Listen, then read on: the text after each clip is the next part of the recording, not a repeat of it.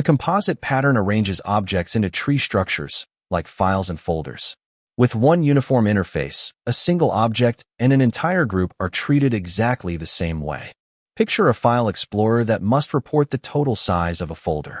Files and folders are different Java types, yet a folder can hold files and other folders, nested to any depth. How can one simple method call handle such a deeply nested tree?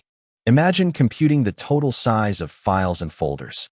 The naive approach uses one SizeCalculator that checks each node with instanceof, casts folder to reach its contents, and recurses by hand at every level.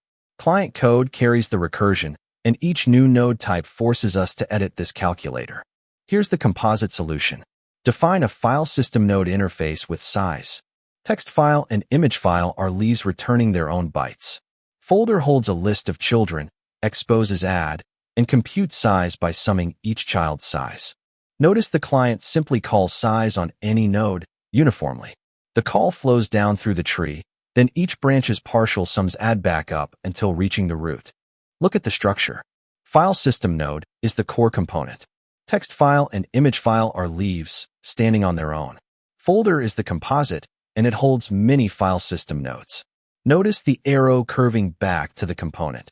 This self-similar nesting is the heart of the pattern. Look at this old code.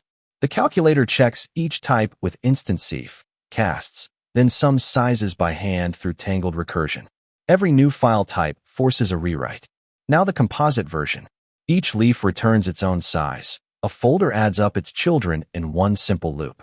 The client just calls root.size. One uniform call replaces all that branching.